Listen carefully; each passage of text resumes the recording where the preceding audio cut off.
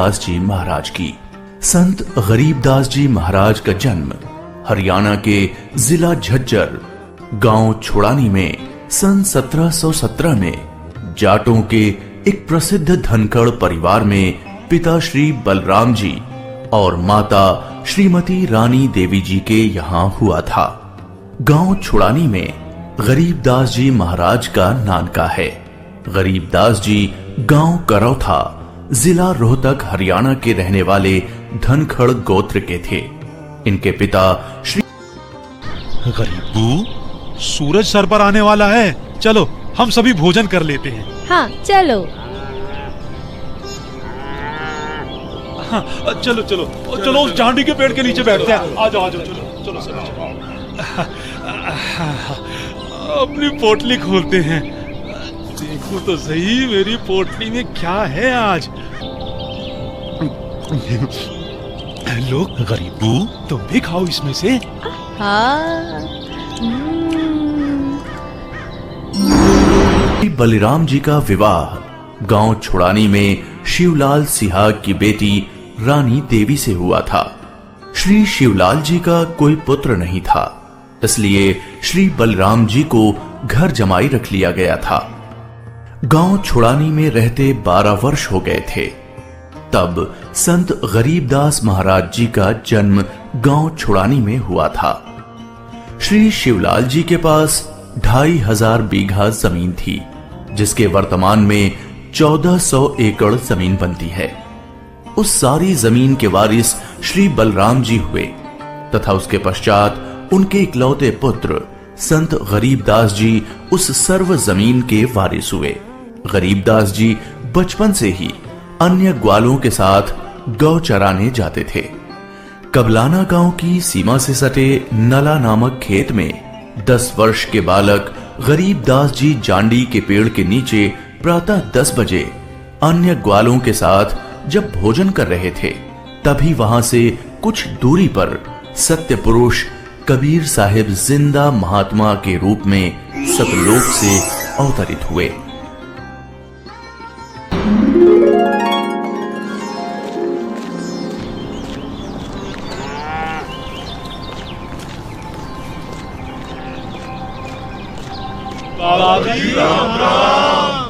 राम राम।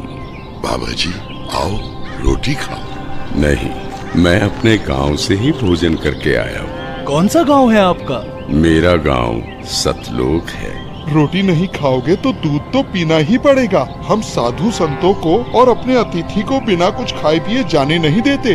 हाँ हाँ बाबा जी, दूध पीना तो आपको स्वीकार करना ही पड़ेगा। ठीक है, मैं आपका आतिथ्य स्वीकार करूंगा, पीऊंगा दूध, लेकिन वो दूध कुंवारी गाय का होना चाहिए। कुंवारी गाय? कुंवारी गाय? ये कैसे हो सकता है? दूध कैसे दे सकती है? बाबा जी, आप दूध पीना नहीं चाहते, इसलिए क्या जादू टोना कर देंगे? चलो चलो चलो चलो।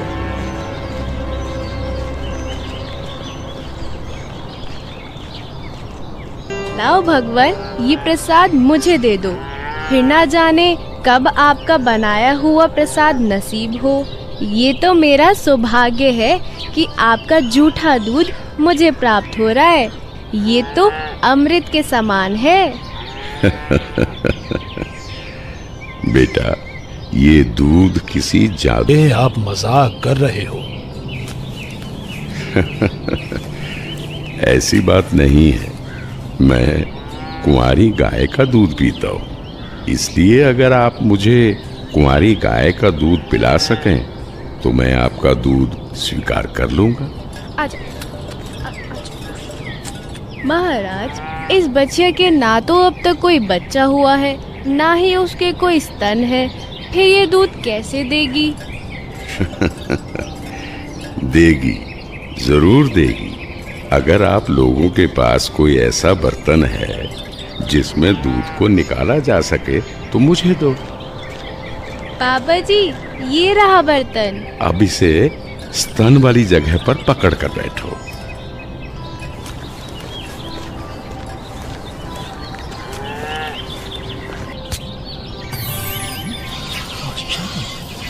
आश्चर्य, ऐसा कैसे हो सकता है? कुंवारी गाय दूध ये लो महाराज जी, ये तो आप ही का चमत्कार है। कृपा करके आप दूध पी लो।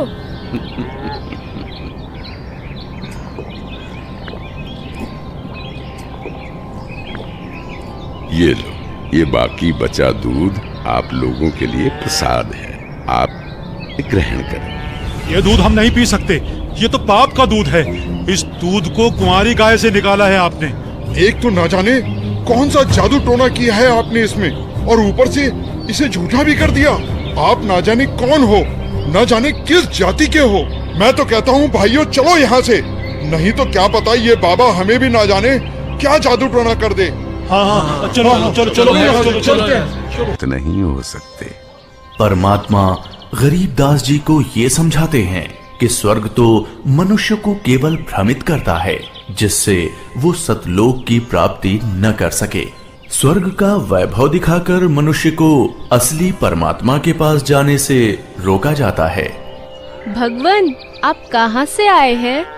बेटा, जहां से मैं आया हूँ वो एक ऐसा स्थान है जहां आप इस मृत्यु लोक के बंधन में आने से पहले दूतों से बनाया गया दूध नहीं है, और ये इस लोक का भी नहीं है।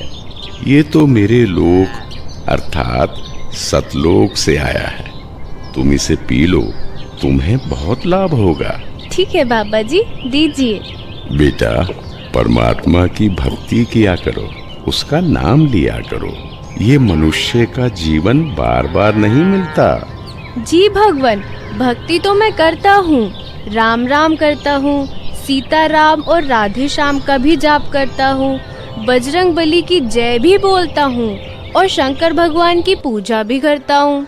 बेटा, इन भगवानों की भक्ति से मोक्ष नहीं मिल सकता। तुम जन्म और मरण के बंधन से मुक्त रहते थे। बाबा जी, क्या मैं इन सभी लोगों का अनुभव कर सकता हूँ? अच्छा ठीक है, तुम पेड़ के नीचे बैठ जाओ। जी भगवान। गरीबदास जी अपने हाथों को जोड़कर वहीं पेड़ के नीचे बैठ जाते हैं।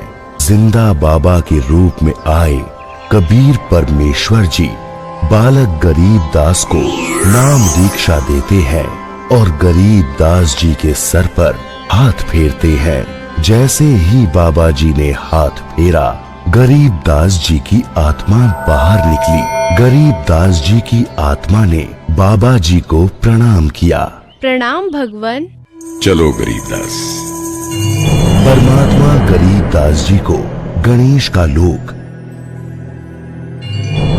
ब्रह्मा का लोक, शिवलोक, वहीं दूसरी ओर गरीबदास जी महाराज की मृत्यु की खबर जैसे ही छुड़ानी गांव में पहुंचती है, तो गरीबदास महाराज के माता पिता अपने इकलौते पुत्र को देखने के लिए खेतों की ओर दौड़ते हैं और अपने इकलौते पुत्र के शव को देखकर रानी मां व्याकुल हो उठती हैं। जब सारा गांव गरीबदास जी महाराज की आकस्मिक मृत्यु से व्याकुल था, तो इस बात से बेखबर गरीबदास जी पूर्ण ब्रह्म कबीर साहिब जी के साथ सतलोक के विहंगम नजारे देख रहे थे।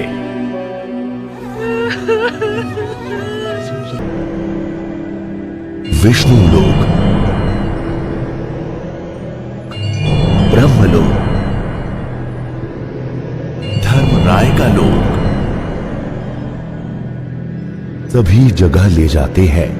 फिर परमात्मा गरीबदास जी को 12वें द्वार के पार असली सतलोक में ले जाते हैं।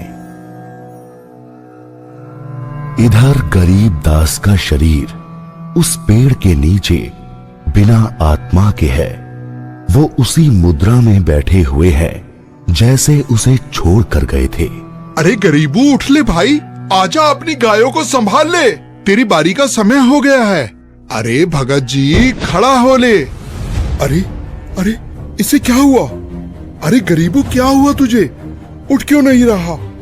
अरे सुनो, अरे सुनो, इधर आओ, सभी इधर आओ, देखो गरीबू को कुछ हो गया है। हे भगवान, ये क्या हो गया? हे भगवान, ये क्या हो गया? गरीबू, भागो भागो, गरीबू मर गया, मर गया। हे भगवान, ये क्या हो गया? गरीबू को उसी पाखंडी बाबा ने दूध पिलाकर मारा है। हाँ, उसी ने कुछ जादू टोना किया है। देखो ना, गरीबों की माँ का रो रो कर बुरा हाल हो गया है। हे भगवान, कितना सुंदर लोक है। ये महल किसका है? ये महल तो करोड़ों सूर्यों के तेज से भी अधिक तेज वाले परमात्मा का है। चलो अंदर चलो। इसका मतलब ये बाबा जी जो मुझे यहाँ सतलोक लेकर आए हैं वो भगवान के सेवक है। असली भगवान तो ये है। मुझे इन्हीं सिंहासन पर बैठे हुए परमात्मा की पूजा करनी चाहिए। आखिर ये कैसी माया है? बाबा जी पर तो खुद परमात्मा ही चावर कर रहे हैं।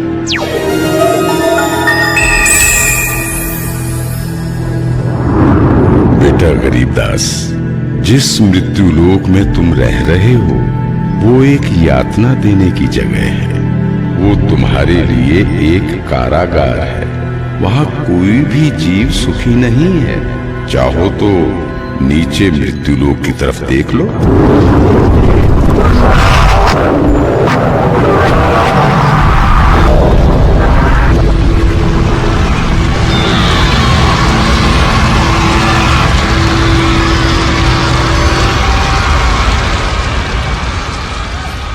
यही है मृत्यु लोक की सच्चाई।